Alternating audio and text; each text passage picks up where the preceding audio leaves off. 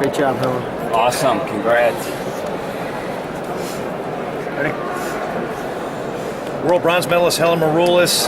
You had won a world silver medal back in 2012. Last year, things didn't go right for you. What did you do in the last year to make sure that you were at least going to get back on the podium and take home a medal?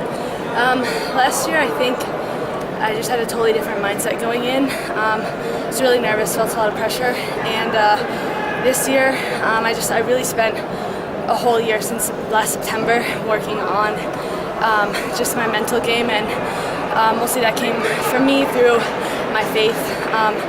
So today, I think the biggest difference was I just didn't have fear. It's a promise that God told me, it says in the Bible, so I was like, all right, let's see if this is true.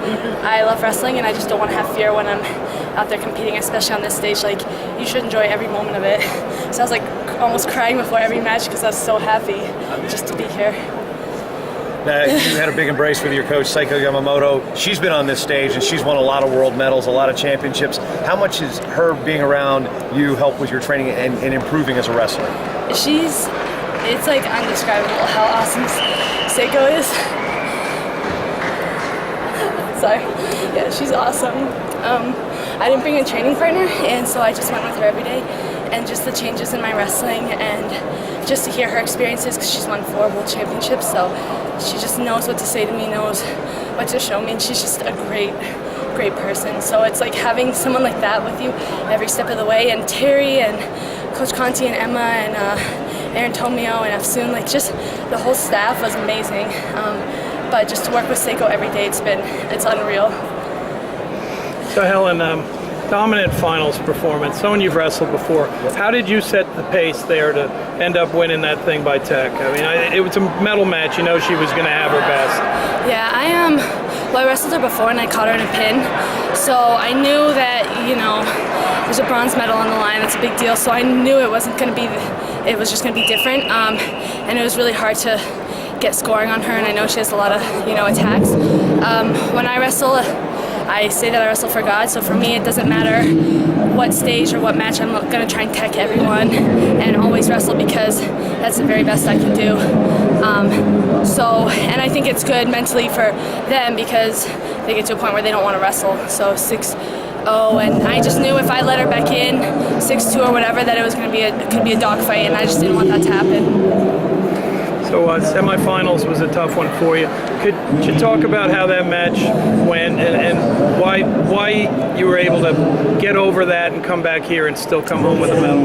Yeah, that semi-final that sucked. I wrestled her in Azerbaijan and I lost to her there too, so she was tying me up a lot and holding my right hand, so I couldn't get any of my attacks going. So this time I came out, had my game plan, executing it well. I was winning at the end of the first period, and I think I focused more on trying to tire her out and instead of focusing on wrestling and just not really giving myself more options. So trying to bang her and I start reaching, she takes one good shot and then it's some weird roll thing, so it's 4-2, and then I had to make some attempts to come back, but it didn't happen.